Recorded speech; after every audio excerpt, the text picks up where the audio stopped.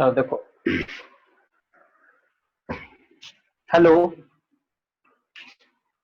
Hello. हाँ sir. हाँ, तो हम लोग जो पिछले क्लास जहाँ तक खत्म किए थे, ठीक है, हम लोग बना लिए थे इम्ब्रायोसेक का फॉर्मेशन।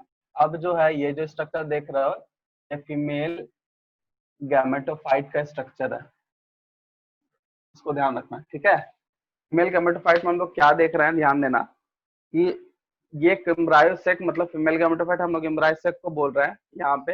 एसएस के बारे में हम लोग जानते ही हैं, बट इस फिगर को ध्यान में रखना क्योंकि इसमें कुछ कुछ और ऐड हुआ है। देखो, ये जो पूरा एम्ब्रायोसेक है वो 3 पार्ट में डिवाइड किया गया है। एक को बोला गया है चलाजल एंड की तरफ रखा है, जिसको एंटीपोडल सेल बोले। एक है हमारा सिनर्जीड सेल, जिसको रखा गया है माइक्रोपोलर एंड में, और बीच वाले पार्ट को हम लोग बोलते हैं central egg cell. Central egg cell. यहाँ पे ध्यान देने वाला बात है कि ये जो माइक्रोपाइलर एंड के पास जो 3 सेल है, उसमें एक जो है वो, क्योंकि 3 सेल है उसमें कैसे पता चलेगा, क्योंकि यहीं पे हमारा ओस्फेयर और एग सेल यहाँ पे हम लोग बोल सकते हैं, और एग बोल सकते हैं, मतलब फीमेल गैमेट यहाँ पे बोल सकते हैं। तो सबसे पहले ध्यान देना पड़ेगा कि इस तीनों सेल में कौन सा सेल लार्ज है। आई मीन जो सेल लार्ज है वही ओस्फेयर या एग को रिप्रेजेंट करता है। बाकी बात 2 सेल जो इसका नरिशमेंट देता है, बाकी दोनों सेल में भी न्यूक्लियस है, बट वो साइज में छोटा होता है और उसमें वैक्यूल्स प्रेजेंट होता है। इसमें ऐसा कहीं कुछ नहीं होता है।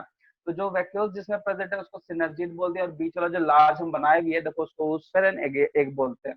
नीचे में एक एपरेटस दिख रहा है रेड कलर का जो है, वो थोड़ा सा मतलब कैसे बता दें हम, मतलब शब्द देखे हो जैसे बोलते हैं कि इस तरह का अरेंजमेंट है। देखो ये इस तरह का अरेंजमेंट यहाँ पे हमको दिख रहा है। इसको बोलते हैं फिलीफॉर्म एपरेटस। देखो, गैमेटोफाइट में, फीमेल गैमेटोफाइट में इसका होना बहुत इंपॉर्टेंट है, क्योंकि जब गैमेट अंदर आएगा तो 2 गैमेट आता है। 2 गैमेट आने के लिए, सॉरी, 2 गैमेट आने के बाद कौन सा गैमेट कहाँ जाएगा, किसके साथ फ्यूज करेगा, ये सबसे बड़ा प्रॉब्लम है। तो ये जो एपरेटस है उसको गाइडलाइन प्रोवाइड करता है, एक तरह का गाइडेंस प्रोवाइड करता है कि पॉलन कहाँ से एंट्री करेगा और वो किसके साथ फ्यूज करेगा। क्योंकि हम पहले बता चुके हैं कि सब सेल ही है, लेकिन इसमें एक एक एग सेल है और एक इसको सेकेंडरी न्यूक्लियस, इसी दोनों के साथ उसको फ्यूजन करना पड़ता है। तो गाइडलाइन प्रोवाइड करने के लिए वहां पे फिलीफॉर्म एपरेटस वहां प्रेजेंट होता है, जो उसको गाइडेंस प्रोवाइड करता है कि यहाँ पॉलन ग्रेन का एंट्री कैसे करना है। एक वो एक सेल के साथ कराएगा और एक सेकेंडरी न्यूक्लियस के साथ कराएगा, जो कि डबल फर्टिलाइजेशन का एक कैरेक्टरिस्टिक्स भी है, ठीक है। दूसरा है ये बीच वाले पार्ट को हम लोग बोलते हैं central cell, central egg cell बोला गया है, क्योंकि यहाँ पे सेकेंडरी न्यूक्लियाई होता है और यहाँ पे ना वैक्यूल्स बहुत प्रेजेंट है, वैक्यूलेटेड वैक्यूल्स होता है, गोल्गी बॉडी वगैरह वहां पे प्रेजेंट होता है, जिसके कारण वो क्या करेगा, वो वैक्यूल वगैरह जो होता है वो एक तरह का नरिशमेंट, क्योंकि वैक्यूल जो होता है फूड रिजर्व करके रखता है ताकि उसको नरिशमेंट वगैरह देने, खाना पीना मतलब नरिशमेंट करने में का वहाँ काम करे। और गोल्गी बॉडी का अपने काम वहाँ होता है, स्टोरिंग वगैरह का काम करता है, क्योंकि गोल्गी बॉडी रहेगा तो ही पैकिंग कर पाएगा फूड रिजर्व वगैरह को। तो बीच वाला सेंट्रल एक्सेलेस में वैक्यूल्स प्रेजेंट है, फूड रिजर्व फॉर्म में रहता है, गोल्गी बॉडी रहता है, साथ में सेंट्रल न्यूक्लियाई भी प्रेजेंट है जो बाइपोलर है। यहाँ पे 2 न्यूक्लियाई है, बाइपोलर न्यूक्लियाई हम लोग यहाँ पे बोल सकते हैं, सेकेंडरी न्यूक्लियाई या पोलर न्यूक्लियाई भी यहाँ पे बोला जाता है, क्योंकि यहाँ पे 2 न्यूक्लियाई और एक सेल है इस तरह से। सबसे लास्ट जो है उसको हम लोग बोलते हैं चलाजल एंड, ठीक है। तुम लोग याद करो जब हम पढ़ाए थे चलाजल एंड माइक्रोपोलर एंड, वही उसी के एंड के हिसाब से इसको नाम भी दिया है। और यहाँ पे एंटीपोडल सेल है, ये तुम्हारा फीमेल गैमेटोफाइट है। जब यहाँ पे एंटीपोडल सेल है, यहाँ पे भी 3 सेल है, होगा क्या, सबसे फर्स्ट में डबल फर्टिलाइजेशन में क्या देखते हैं कि एक एग सेल के साथ फ्यूज कर जाता है और एक सेकेंडरी न्यूक्लियस के साथ फ्यूज करता है। एग सेल जो है वो एम्ब्रायो बन जाएगा और सेकेंडरी न्यूक्लियस क्या बनेगा, वो एंडोस्पर्म बना देता है, प्राइमरी एंडोस्पर्म बना देता है, फिर धीरे धीरे वो एंडोस्पर्म में कन्वर्ट होता है। वो एंडोस्पर्म क्या करता है, एम्ब्रायो को नरिशमेंट करेगा। बाकी बात जो 5 है, 5 देखो यहाँ पे 2 बच रहा है, यहाँ पे 3, 5 बच रहा है, टोटल 5 सेल बाद में डिजनरेट करके वो भी कहीं ना कहीं न्यूट्रिएंट प्रोवाइड करता है कि इसको एम्ब्रायो क्यों या फिर नरिशमेंट ऑफ प्लांट एम्ब्रायो बोल सकते हैं, उसको वो नरिशमेंट देने का काम करता है। यही है तुम्हारा फीमेल गैमेटोफाइट। तो इसमें ध्यान रखना है तुमको कि फीमेल गैमेटोफाइट में ध्यान रखना है कि सिनर्जीड्स का जो सेल है, वहाँ तीनों सिनर्जीड सेल है, बट उसमें से एक को कैसे पहचानेंगे? तो वो साइज में बड़ा होगा, वैक्यूल वगैरह उसमें नहीं होता है, ठीक है। वैक्यूल उसमें होगा, ऐसा नहीं कि नहीं ही होगा, होगा, बट साइज में बड़ा होगा। और बाकी बात जो छोटा है वो वैक्यूलेटेड होता है, जो कि उसको नरिशमेंट एक तरह से देगा। बाकी बात सेंट्रल एक्सेल का ये है और एंटीपोडल का ये है, मेन तुम्हारा यहाँ है। और फिलिफॉर्म एपरेटस का क्या फंक्शन बता दिए कि गाइडलाइन प्रोवाइड करता है। किसको गाइडेंस प्रोवाइड करेगा? सॉरी, गैमेट को प्रोवाइड करेगा, ताकि वो एग्जैक्टली सेल से, आई मीन गैमेट से दोनों, क्योंकि दो वहां जब जाएगा तो तीन सेल है ना, यहाँ पे तीन सेल दिख रहा है, लेकिन वो फिलिफॉर्म एपरेटस को गाइड करके एक मेल गैमेट से फ्यूज करेगा और एक सेंट्रल न्यूक्लिया के साथ जाके वहां पे फ्यूज करवाएगा। तो गाइडलाइन का काम फिलिफॉर्म एपरेटस का ही होता है। यही है तुम्हारा फीमेल गैमेटोफाइट। इसमें कुछ पूछना है तो पूछ सकते हो। ये ये बहुत ज्यादा इंपॉर्टेंट है तुम्हारा एकेडमिक पॉइंट ऑफ व्यू से, इस तरह का क्वेश्चन पूछता है। फीमेल गैमेटोफाइट का स्ट्रक्चर एंड उसका पूरा ये डिस्क्रिप्शन कि कहाँ क्या प्रेजेंट है, यही है। और तो और एक चीज ध्यान रखना तुम लोग, फिलिफॉर्म ऑपरेटर से बहुत बार क्वेश्चन भी पूछता है मेडिकल में, बहुत बार पूछा गया किसका काम क्या है, तो ध्यान रखना इसका काम है गाइडलाइन प्रोवाइड करना, गाइडेंस देना। कॉलन करके एंट्री में वो एक तरह का गाइड करता है, यही है। इसको स्क्रीनशॉट लो, फिर इसके बारे में लिख पाते हैं।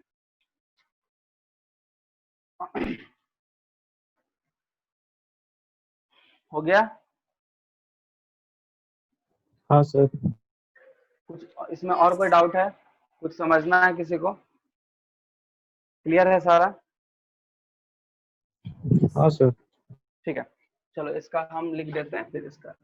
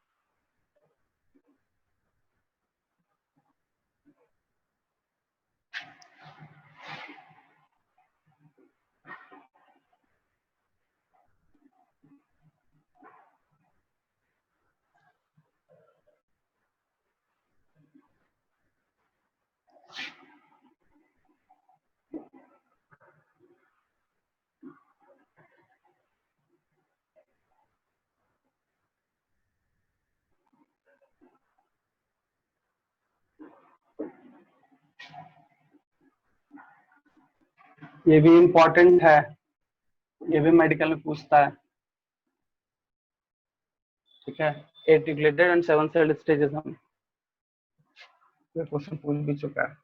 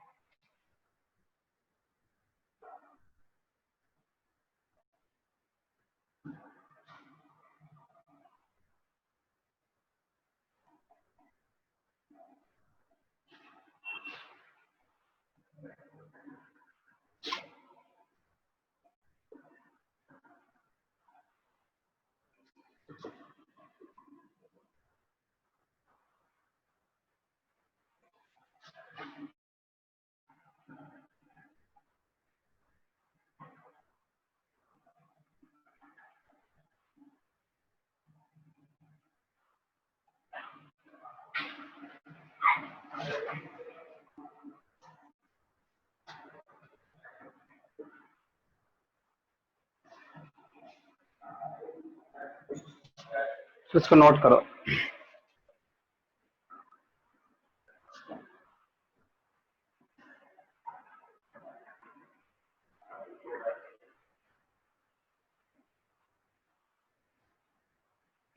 हो गया सर। हो गया ना? देखो इसमें जो चीज हम बताएं वही है, बस एक चीज यहाँ पे ध्यान रखना। देखो यहाँ पे क्या लिख रहा है कि एक सेल जो होता है वो एग सेल या फीमेल गैमेट बोलते हैं, और यही बियर करता है एक फिलीफॉर्म एपरेटस, जो कि एम्ब्रायोसेक के मेम्ब्रेन की तरफ जाता है, और जो रिमेनिंग दो सेल है उसको सिनर्जिड और हेल्पर सेल बोलते हैं। इसका काम है guideline, guidance of pollen grain, entry of pollen grain का काम कराना। ठीक है, इसको हम मिटा दें, मिटा दे बोलो। हाँ सर। अब हम लोग का नेक्स्ट है 2-3 लाइन, जो कि हम लोग सेंट्रल सेल पे जाएंगे।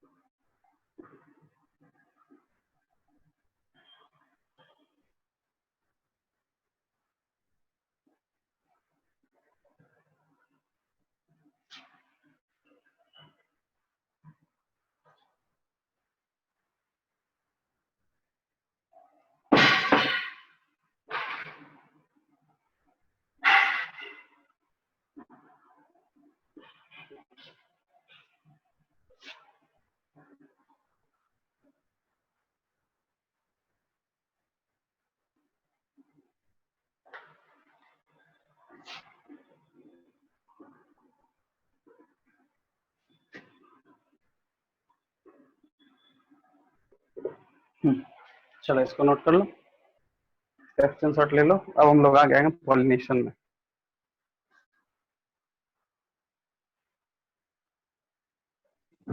हो गया सर। हो गया ना? चलो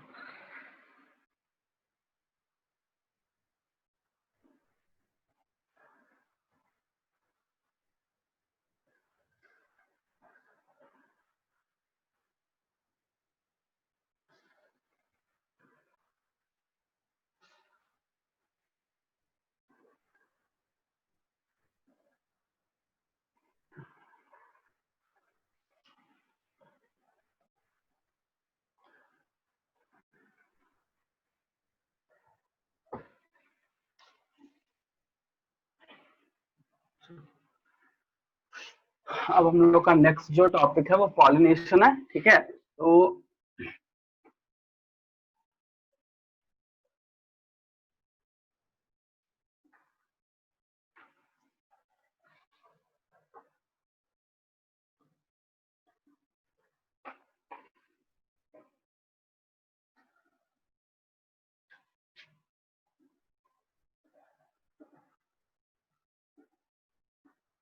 देखो, पॉलिनेशन का मतलब क्या है। पॉलिनेशन मतलब एक मतलब देखो, सबसे फर्स्ट में ये ध्यान रखना है कि पॉलिनेशन इंपॉर्टेंट क्यों है। क्योंकि प्लांट जो है वो मूव कर नहीं सकता है, ठीक है। तो यहाँ पे जब तक मेल गैमेट फीमेल गैमेट के पास पहुंचेगा नहीं, तो वो पॉलिनेशन कभी भी कर नहीं पाएगा।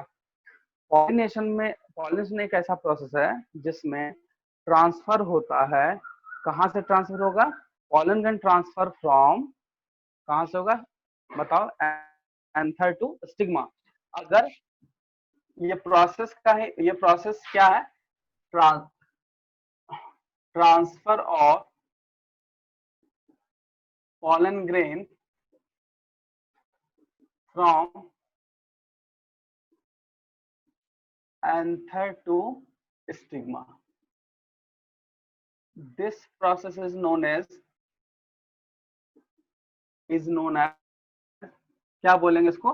known as pollination. पॉलिनेशन, ठीक है। उस हिसाब से दो टाइप का पॉलिनेशन होता है, ऑटो पॉलिनेशन जिसको हम लोग बोलते हैं सेल्फ पॉलिनेशन, और दूसरा ऑटो के बाद एक होता है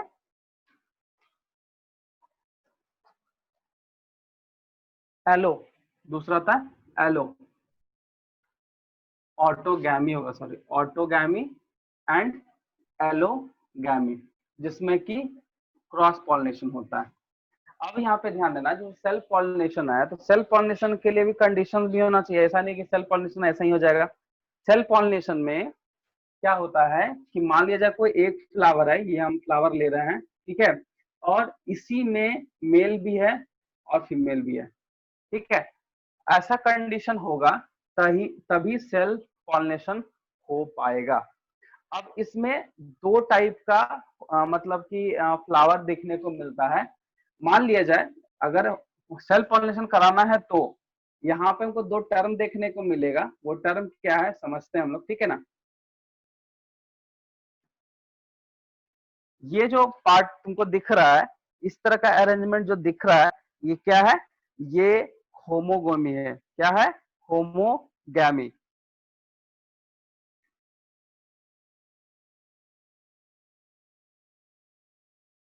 सॉरी, होमोगैमी नहीं है, एक सेकंड।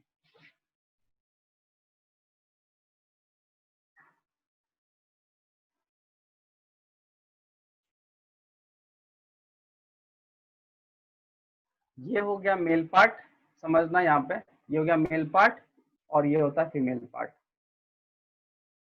तो ऐसे कंडीशन को बोलते हैं होमोगैमी। क्या बोलेंगे? होमोगैमी, ठीक है। इस तरह के कंडीशन को हम लोग क्या बोल देते हैं? इस तरह के कंडीशन को हम लोग बोलते हैं चैजोगैमी। क्या बोलेंगे? चैजोगैमी। और एक कंडीशन आता है जिसमें इस तरह से दिखेगा हमको एंथर और बीच में स्टिग्मा होता है, ठीक है। इस कंडीशन में भी ये हमारा स्टिग्मा हो गया, ये हमारा एंथर हो गया, और इस कंडीशन को हम लोग बोलते हैं क्लिस्टोगैमी। क्लिस्टोगैमी, ये जो चीज है, ये तीन कंडीशन ही डिफाइन करता है। आई मीन फ्लावर का ऐसा तीन कंडीशन होगा तभी सेल्फ पॉलिनेशन हो पाएगा, या फिर सेल्फ पॉलिनेशन बोल सकते हैं। क्योंकि देखो ये चीज है, यहाँ रिलीज होगा और अपने ड्रॉप कर जाएगा स्टिग्मा में, ठीक है। ये हो गया। दूसरा क्या है, देखो एकदम क्लोज है, ये फीमेल हो गया और ये मेल पार्ट हो गया। ये मेल पार्ट है, ये फीमेल पार्ट है, दोनों एकदम क्लोज है। इस कंडीशन को बोलते हैं चैजोगैमी फ्लावर। चैजोगैमी फ्लावर बोला जाता है। और इस कंडीशन को क्लिस्टोगैमी बोलते हैं, जिसमें देखो ये हमारा मेल पार्ट हो गया और ये फीमेल पार्ट है, दोनों है लेकिन दोनों एक्सपोज्ड है, ठीक है। ऐसे प्लांट को हम लोग बोलते हैं क्या? ऐसे प्लांट को हम लोग को रखा गया है क्लिस्टोगैमी में। इसको क्लिस्टोगैमी भी बोला जाता है। ये सारा इस तरह का condition cleistogamy flower, chasmogamy flower, homogamy flower होगा तभी सेल्फ पॉलिनेशन हो पाएगा, नहीं तो नहीं होगा। और दूसरा एक होता है जियोटनोगेमी, जिसमें जेनेटिकली सिमिलर होना चाहिए, उसमें भी होता है मतलब तुम्हारा हम बोल सकते हैं जिप्नोगेमी में भी हो सकता है कि वो सेल्फ ही होगा, आई मीन होता भी है, मगर वहां पे ध्यान देना पड़ेगा कि जेनेटिकली सिमिलर अगर फ्लावर है या प्लांट है तभी उसमें संभव है कि वो सेल्फ पॉलिनेशन कर पाए। अब आते हैं हम लोग, एक लास्ट है ऑटो सॉरी ये एलोगेमी, जिसको हम लोग जेनोगेमी बोलते हैं, उसमें दोनों पार्ट अलग अलग रहेगा, आई मीन मेल अलग फीमेल अलग, ठीक है। अब इस कंडीशन में भी क्रॉस पॉलिनेशन है, लेकिन एक चीज हमेशा ध्यान रखना, सेल्फ हो या क्रॉस हो, दोनों कंडीशन में पॉलिनेशन के केस में मैक्सिमम तो इसे क्रॉस में जो है एजेंट का जरूरत पड़ेगा, बाहरी एजेंसी का जरूरत पड़ता है, जिसमें बायोटिक है, नया बायोटिक है, जिसमें वाटर एंड विंड का हम लोग को देखना भी है, उसमें कैसे क्या होता है वो भी देखना है। बट क्रॉस पॉलिनेशन में मैक्सिमम देखा गया कि एजेंसी का जरूरत पड़ता है, चाहे वो बायोटिक हो या फिर ए बायोटिक हो। तो बायोटिक में मोनली इंसेक्ट्स हो गया, बीज वगैरह हो गया, वो सब लोग देखते हैं, लेकिन ए बायोटिक में दो का डिटेल स्टडी करना है, वाटर एंड विंड, क्योंकि ये दोनों का जो है ना फ्लावर का स्ट्रक्चर देखना है। कहने का मतलब कि स्टिग्मा में जब गिरेगा तो स्टिग्मा कैसा होना चाहिए तभी वो विंड हो पाएगा, नहीं तो नहीं हो पाएगा, ठीक है। तो सबसे पहले सेल्फ का क्लियर है तुम लोग को, पहले ये बताओ, ये कंडीशंस है, इस तरह कंडीशन, ये होमोगैमी, चैजोगैमी, क्लिस्टोगैमी, ये कंडीशन है, इस तरह अरेंजमेंट होगा मेल एंड फीमेल का तभी सेल्फ हो पाएगा। क्लियर है तुम लोग का? ये वाला तीनों चीज समझ गए, कैसा कंडीशन होना चाहिए फ्लावर का? हाँ बोलो। सर। Yes sir. हाँ, तो ये चीज ध्यान रखना। देखो एक्चुअली हम तुमको बताते हैं, एनसीईआरटी में पढ़ोगे, इस दोनों से एग्जांपल, होमो से कुछ नहीं दिया है, इस दोनों से एग्जांपल दिया है, इसको बाबू लोग याद कर लेना, क्योंकि बहुत ज्यादा कंफ्यूज कर देगा, उसमें आराम से देखना क्या क्या दिया हुआ चेजो एंड क्लिस्टो में, ठीक है। क्योंकि इस तरह का कंडीशन से रिलेटेड, पॉलिनेशन से रिलेटेड अगर कभी भी कुछ पूछता है, इसका एग्जाम्पल जरूर पूछा गया, ये एग्जाम्पल बहुत इंपॉर्टेंट है। हम इसीलिए तुम लोग को बता दे रहे हैं, क्योंकि तुम लोग आने वाले टाइम पे मेडिकल में बैठोगे ही बैठोगे, तो अभी से टिक करके रखो, ताकि तुमको कम से कम इतना हो कि 12th का कम से कम 60-70% तुम्हारे पास आइडिया होगी कहाँ से क्वेश्चन हुआ था। इसलिए हम वो सब बता दे रहे हैं, जहां जहां से क्वेश्चन आता है सारा कुछ हम बता दे रहे हैं, ठीक है। सो ये तीनों ऑटोगेमी समझ गए, पहले इसको हम लिख लेते हैं, फिर हम लोग एलोगेमी में जाएंगे, ठीक है।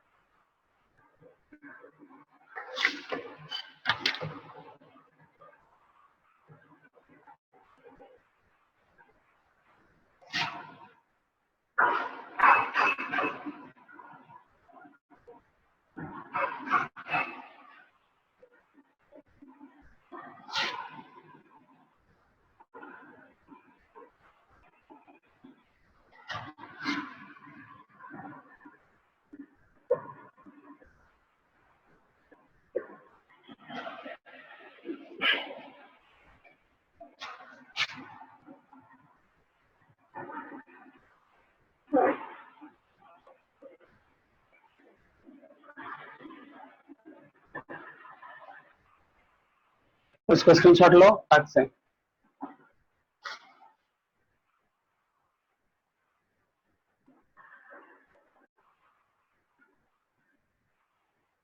हो गया सर। हो गया।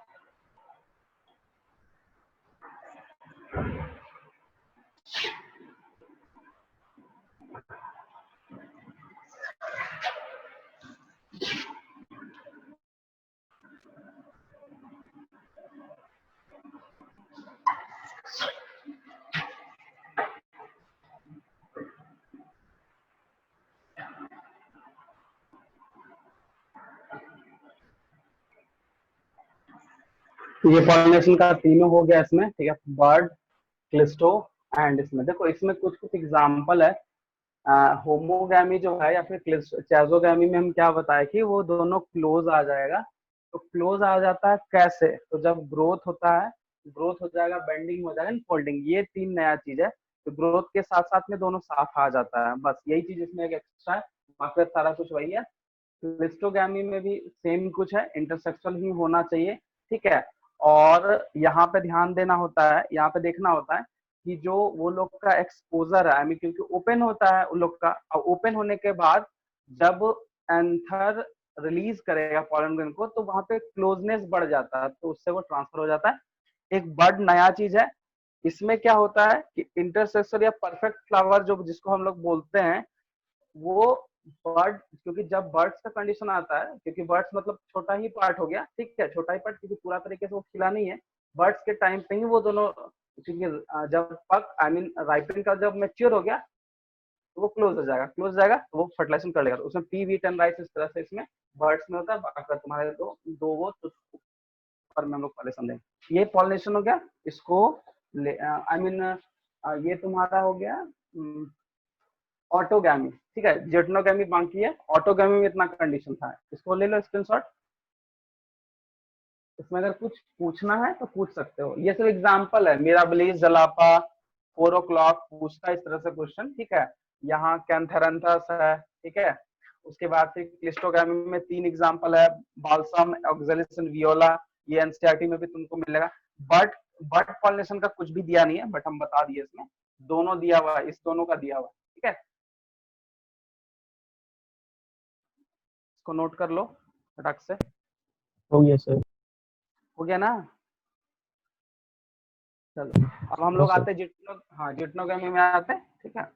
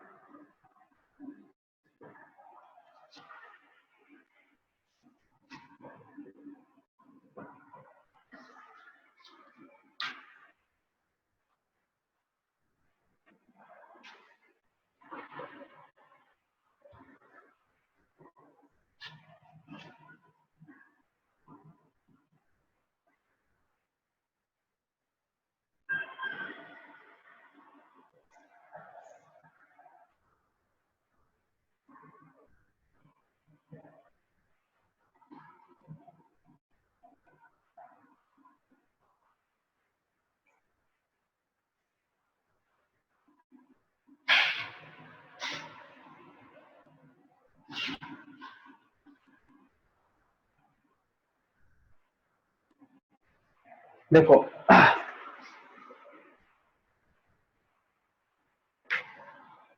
नेक्स्ट है तुम्हारा क्रॉस पॉलिनेशन। इसमें जेनोगैमी बोलते हैं, एलोगैमी बोलते हैं। इसमें बस सिंपल सा एक चीज ध्यान रखना है, जो फ्लावर होना चाहिए वो जेनेटिकली डिफरेंट होना चाहिए, उसी में क्रॉस पॉलिनेशन होगा। और क्रॉस पॉलिनेशन के लिए एजेंसी का बहुत जरूरत है, एजेंट का बहुत ज्यादा जरूरत पड़ जाता है, ठीक है। जिसमें हम लोग एबायोटिक एंटीबायोटिक के स्टार्टिंग में इंट्रोडक्शन में हम लिख दिए थे, तो इसमें हम नहीं लिख रहे हैं, चलो इसमें लिख ही देते हैं, ठीक है। एक्सटर्नल एजेंसी तो इसी में होगा बायोटिक, और दूसरा होता है ए बायोटिक, ठीक है। देखो बायोटिक में लिविंग कंपोनेंट है, तो होने का तो बहुत से होता है, जैसे बर्ड से भी होता है, बैट से भी होता है, एलिफेंट से भी होता है, इंसेक्ट से भी होता है, बीज फ्लाई सबसे हो जाता है। लेकिन नॉन लिविंग में दो ही चीज है, एक है विंड एंड वाटर, इसको ध्यान रखना है। तो अब देखो सबका नाम भी अलग है, जैसे इंसेक्ट से होता है एंटोमोफिली होगा, वाटर से होता है हाइड्रोफिली होगा, ठीक है। इस तरह से हम लोग को देखना है।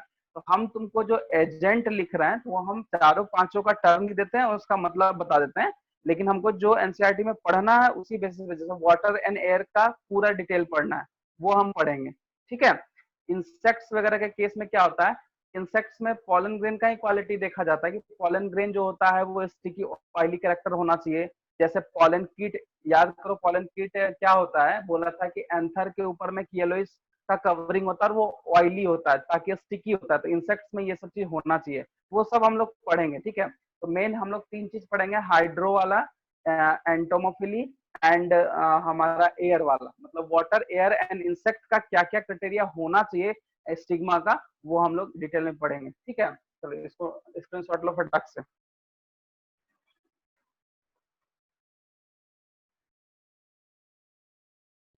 हो गया सर। हो गया ना। अब इसी में क्रॉस पॉलिनेशन से ही स्टार्ट कर रहे हैं, कंटिन्यू रहेगा। तो हम बस टर्म लिख देते हैं, लेकिन हम लोग तीन टर्म पे ही काम करेंगे, मतलब पढ़ेंगे।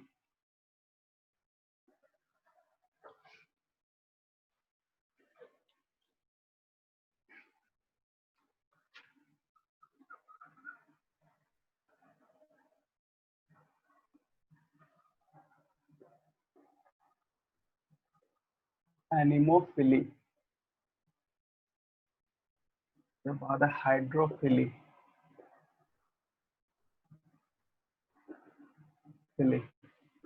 नेक्स्ट है एंटोमोफिली,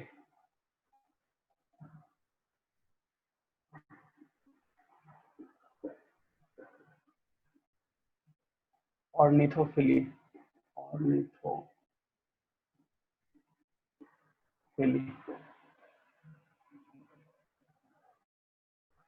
सिरोप्टेरोफिली,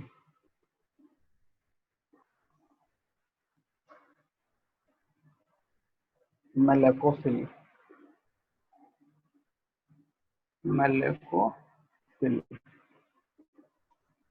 तो इसमें विंड पॉलिनेशन,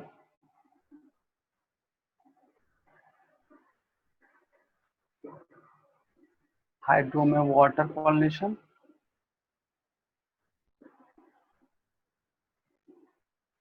एंटोमो में इंसेक्ट पॉलिनेशन,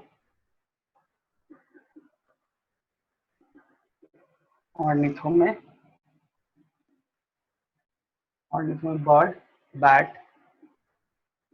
बर्ड पॉलिनेशन,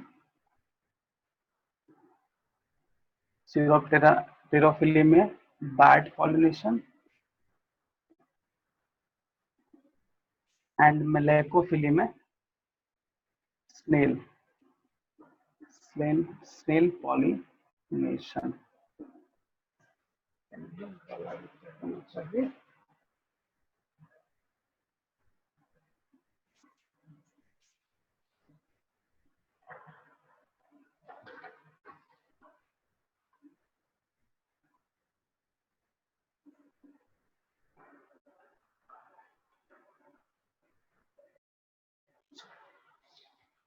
इसको नोट कर लिए,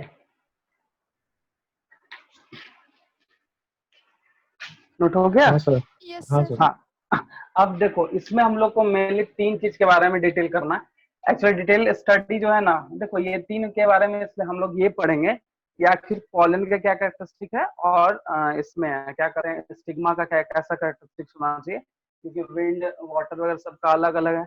वाटर में रहेगा तो वही स्टिकी कैरेक्टर होना चाहिए, विंड में क्या फीदरी कैरेक्टर होना चाहिए, तो वो हम पॉइंट वाइज लिखते जाते हैं और उसको हम समझाते जाएंगे। ठीक है, तुम्हारा नोट्स भी क्लियर होते जाएगा। उसको मिटाते डायरेक्टली हम लोग एनिमोफिली में आते हैं। एनिमोफिली में क्या क्या होना चाहिए,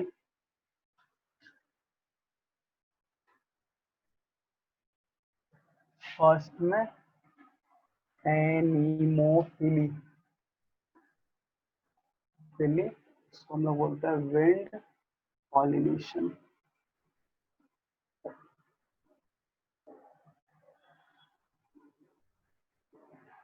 पहला pollination occurred through wind, wind पहला पॉइंट।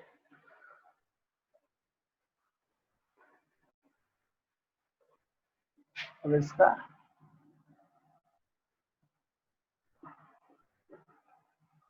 characteristics, फर्स्ट पॉइंट,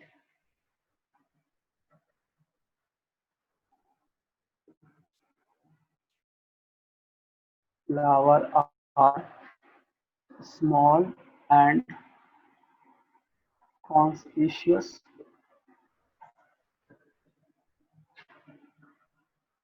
दूसरा, flower are colorless, odorless, colorless, odorless and nectarless, nectarless।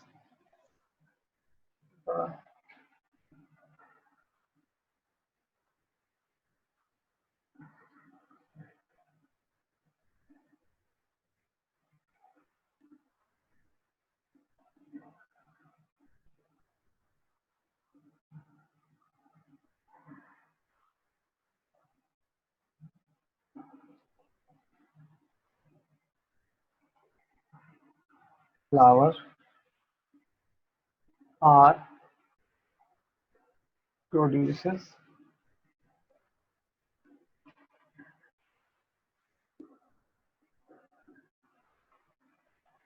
pollen grain above the foliage, above the foliage,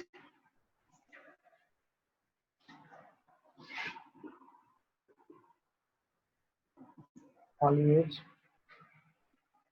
or placed foliage before the appearance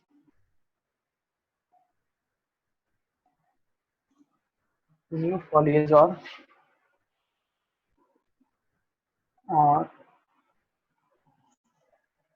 or placed in hanging position।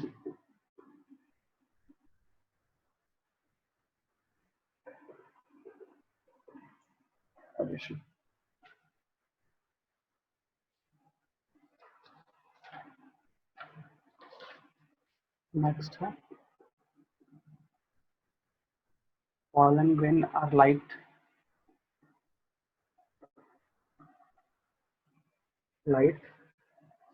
small and dusty।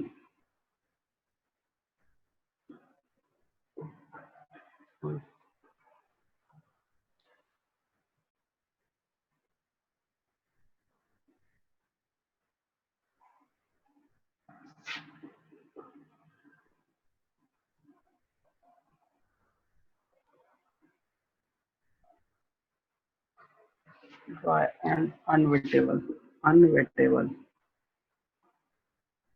unwettable। Next, stigma is heavy, feathery or branched to catch the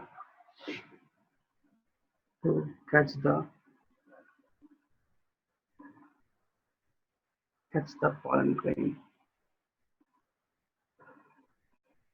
pollen grain।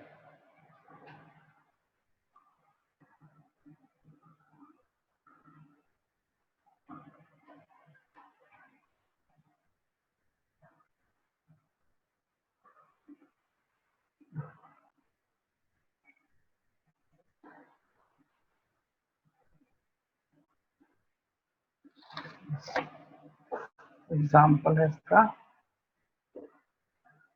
Coconut palm,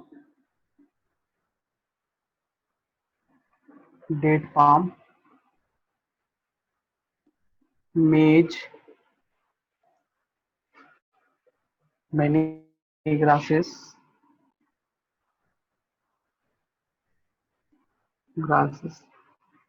cannabis, etc। देखो सबसे first में ये जो pollination अगर wind के through करेगा तो एनोमफिली, इसका कैरेक्टरिस्टिक्स देखेंगे। फ्लावर स्मॉल होगा, कॉन्स्पिशियस होगा, कंडेंस होता है, ठीक है। फ्लावर में कलरलेस हो जाएगा, ऑर्डरलेस एंड नेक्टरलेस, ये भी होगा, मतलब ऑर्डरलेस नहीं होगा, नेक्टरलेस नहीं होगा। अब हम लोग आते हैं फ्लावर जो पॉलन ग्रेन प्रोड्यूस करता है वो एवब आई मीन सबसे ऊपर में और ओपनली प्रेजेंट होता है, ठीक है, क्योंकि पॉलन ग्रेन ओपन होगा तब ना विंड आएगा और उसको लेके जाएगा, ठीक है। तो इसमें वही है, फॉलिएज मतलब होता है जो सॉफ्ट पार्ट है, ठीक है, वहां पे वो हैंगिंग किया हुआ रहता है, सॉफ्ट पार्ट में हैंगिंग रहता है, ठीक है, और वहां से वो मूव कर जाता है। नेक्स्ट है पॉलन ग्रेन में क्या क्या होना चाहिए, लाइट है, स्मॉल है, and dusty, dry and unwettable. Light होना चाहिए, लाइट हल्का रहेगा तभी वो जा पाएगा। स्मॉल छोटा है तो छोटा, वैसे तो छोटा चीज ज्यादा वो दूर तक जाता है, ठीक है। इवन कुछ कुछ ऐसा प्लांट है जो एक बार जब अगर हम वो हो गया ना तो उसका जो जमीन से अगर हम उसका देखेंगे तो 70-80 फीट वो ऊपर चला जाता है, ठीक है, ऐसा भी होता है। तो उसमें वही है, वो लाइट होना चाहिए, स्मॉल होना चाहिए, डस्टी है, ठीक है, ड्राई एंड अनवेटेबल, ये भी बहुत इंपॉर्टेंट है। अगर भीगा हुआ रहे तो भारी हो जाएगा तो वो गिर जाता है, ऐसा नहीं है, ठीक है, ऐसा नहीं होना चाहिए। स्टिग्मा का मेन कैरेक्टरिस्टिक्स को ध्यान देना। स्टिग्मा कैसा होगा, फीदरी होगा, पहले तो लॉन्ग थ्रेड लाइक स्ट्रक्चर होगा, फीदरी होगा, ब्रांच्ड होगा, ठीक है। देखो यहाँ हेयरी एंड फीदरी दोनों लिखा हुआ है, तो जो थ्रेडिंग होता है, जो हम लोग बोलते हैं स्टाइल जो होता है, वो स्टिग्मा जो होता है वो थ्रेड लाइक स्ट्रक्चर या लॉन्ग होना चाहिए, ठीक है, ताकि वो हेयरी एंड उस तरह से रहने से क्या होता है, जब आएगा, मान लिया सपोज दैट कि ये हमारा स्टिग्मा, इसमें बहुत सारा थ्रेडिंग लगा हुआ है, जैसे रूट के साथ कैसे रूट हेयर लगा रहता है, उसी तरह का स्ट्रक्चर होता है। अब वहां से आएगा पॉलन ग्रेन, तो ये जो हेयर होता है उसको कैच करने का काम करता है, वही यहाँ पे लिखा है, फीदरी और branch to catch the pollen grain.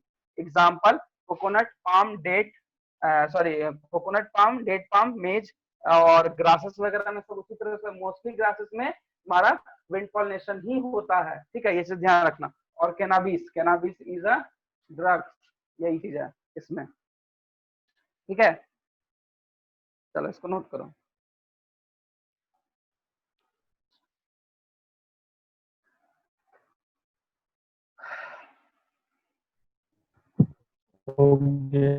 है ना, तो आज विंड पॉलिनेशन तक रहने दो, नेक्स्ट क्लास हम लोग पढ़ेंगे वाटर और इंसेक्ट का। देखो ये सब जो भी लिखवा रहे सब एनसीईआरटी में मिलेगा, एक बार जरूर अच्छे से इसको रीड करना, लाइन बाय लाइन देखना कि क्या मेरा छूट रहा है क्या नहीं, ऐसे तो छूटेगा नहीं, क्या समझ में आ रहा नहीं समझ, क्योंकि ये सब जो भी टॉपिक बता रहे हैं ये बहुत ही इंपॉर्टेंट टॉपिक है इस चैप्टर का अकॉर्डिंग टू मेडिकल, क्योंकि तुम लोग एपीआर में देने वाले तो इस तरह का क्वेश्चन बहुत सारा पूछता है, यहाँ से क्वेश्चन पूछा हुआ है, ये सब ये दो 3-4 लाइन से क्वेश्चन पूछा हुआ है कि कैसा होना चाहिए, ठीक है, ये चीज है।